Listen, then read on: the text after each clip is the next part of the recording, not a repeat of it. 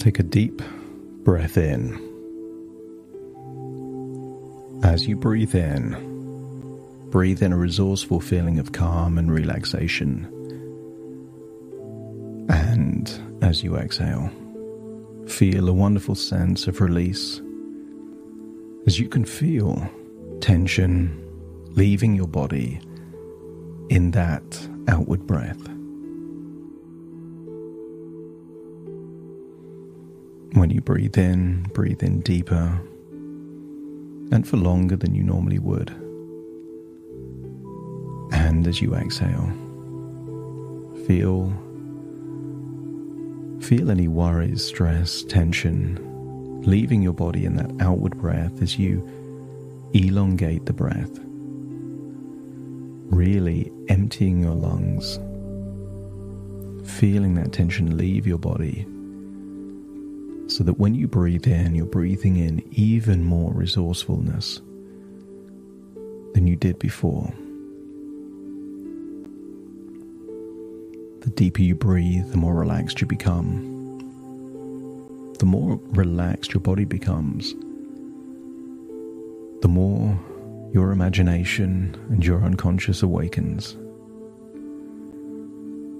And I want you to feel that while your physical body stays exactly where it is, your thoughts start to go back in time.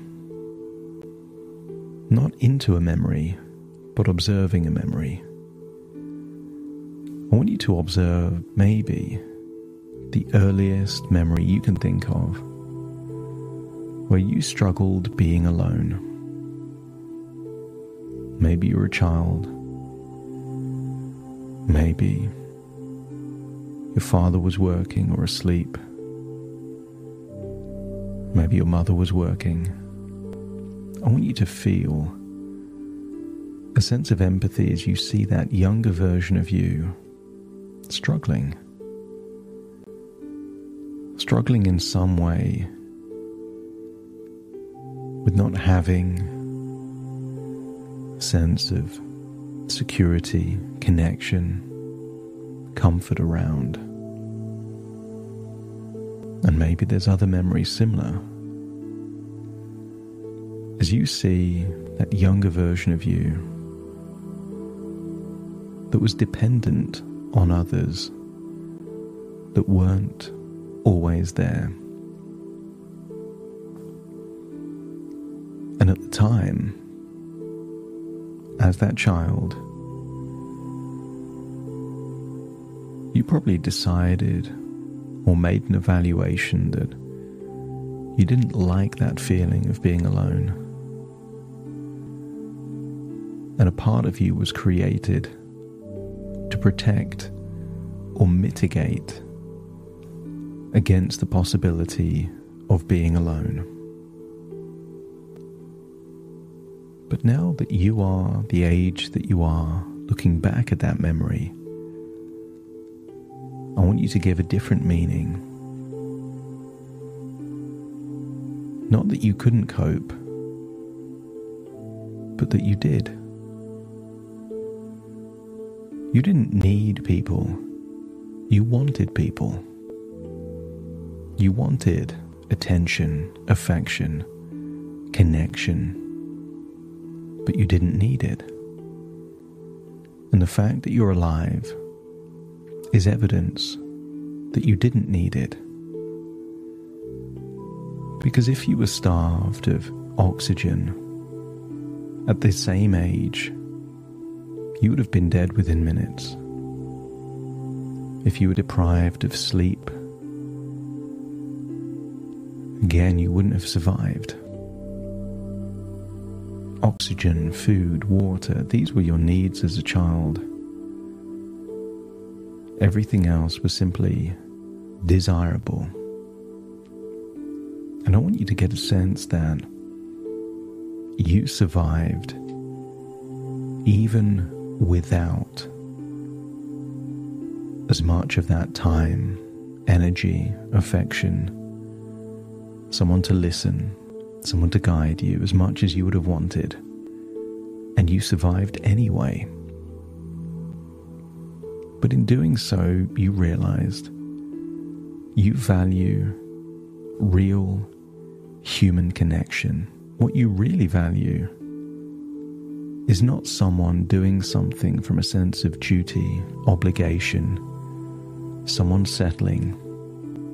What you really value is when someone chooses to give you their time, energy, and emotions. And I want you to follow that timeline where a younger version of you decided that you couldn't handle being on your own. And I want you to see how it lent itself to a long-term relationship that didn't serve you. And part of what kept you in that relationship is the fear of being alone. That fear wasn't keeping you safe, it was keeping you trapped. Because with the benefit of hindsight, you would now make a different decision. Therefore, the bodyguard to keep you safe was actually a prison guard, encouraging you to settle, to compromise your standards, to accept the breadcrumbs of life, rather than the banquet of emotional possibilities. And if you now feel that the belief that you couldn't handle being alone was a trap rather than a protection, let me know by nodding your head. And if you feel that that belief not only wasn't true, but it was a disempowering belief that led to bad choices with the benefit of hindsight, let me know by nodding your head. And I want you to see life has given you, call it serendipity, fate, chances, opportunities, that if certain things didn't happen, you might find yourself trapped in an unhappy relationship. You might find yourself the father of a child in a relationship that you never really wanted. I want you to consider these near misses. These near misses were close calls that increase their probability through the fear of being alone. And I want you to consider a different belief system. And that is that you can easily handle being on your own. It's not a need, but it is a strong desire. But you're not willing to be in a situation that doesn't serve you just to avoid being on your own. And I want you to rewind things all the way back to when you were a child, but see yourself with a new belief system. You can handle being on your own. See yourself as a child enjoying solitude. See yourself as a child empowered by all of that freedom. See yourself as a child that had all the time in the world to think, to decide what's truly important. I want you to see that time by yourself is a gift, not a curse. Given the choice, you would choose to be with the company of others. But you don't need it. See how that childhood would have been different. But more importantly, see yourself with that new belief at the start of what ended up being a long relationship. And that new belief, the belief that you can be fine on your own. You can even be emboldened and empowered by times of solitude. I want you to see how that version of you dealt with that relationship differently. That you were willing to tolerate less unhappy moments, See yourself with higher standards. See yourself living a better life.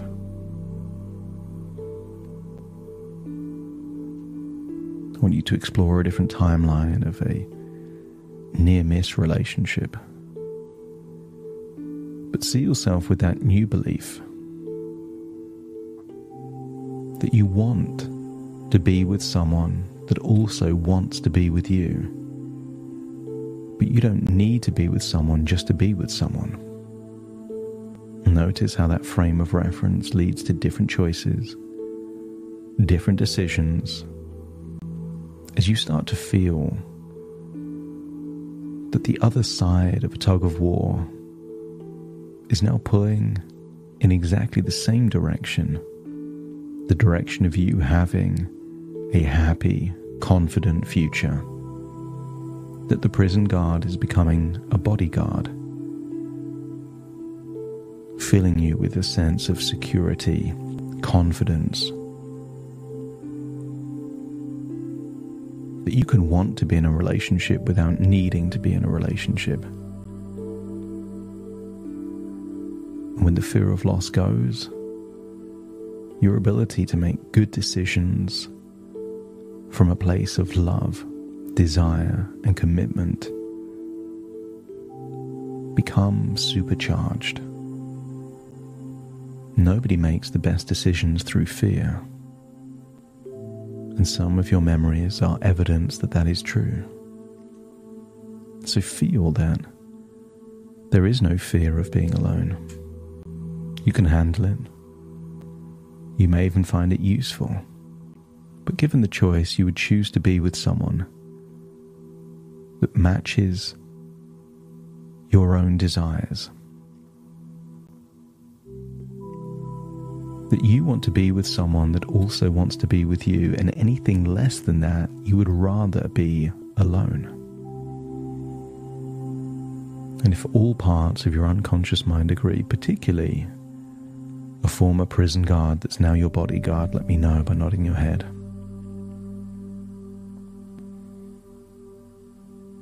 And start to think about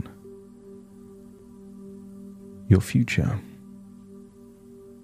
I want you to think about things that triggered you in the past, just to check that they don't trigger you now, as you feel that you are now living with the belief